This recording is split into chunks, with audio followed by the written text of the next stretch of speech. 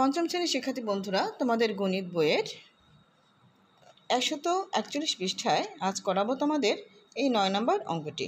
দেখো, এখানে বলা হয়েছে একটি ট্রেন কোনো শহর 11:50 ত্যাগ করে 15:25 গন্তব্যে পৌঁছায়। ট্রেনটির কত ঘন্টা এবং কত মিনিট সময় লাগলো?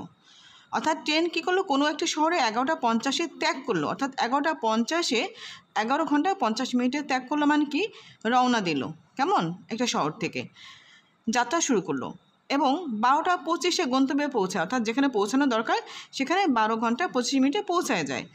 তাহলে ট্রেনটির কত ঘন্টা এবং কত মিনিট সময় লাগলো? তাহলে আমরা কিভাবে করব?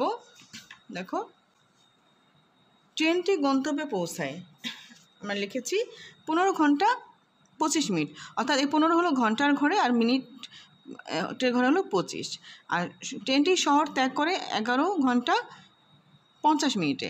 এখন ট্রেনটির সময় লাগবে কত? তাহলে আমরা এটা কি করব? এটা আমরা বিয়োগ করব। তাহলে আমরা বিয়োগ করব, কীভাবে বিয়োগ করব? দেখো, এখানে 25 মিনিট থেকে আমরা 50 মিনিট বাদ দেব, কিন্তু যেহেতু 25 মিনিট ছোট সংখ্যা থেকে আমরা বড় সংখ্যা কিন্তু বাদ দিতে পারি না।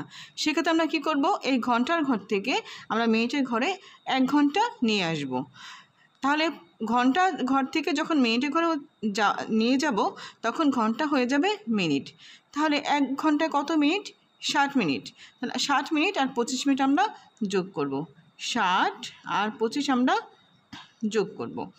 যোগ করে আমরা পাই কত? 5 8 85 মিনিট। এখন আমরা 85 মিনিট থেকে এই 50 মিনিট আমরা কি করব?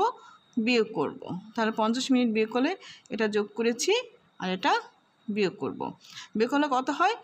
5 আর 3 35 মিনিট হয়। তাহলে আমরা এখানে লিখব 35 মিনিট।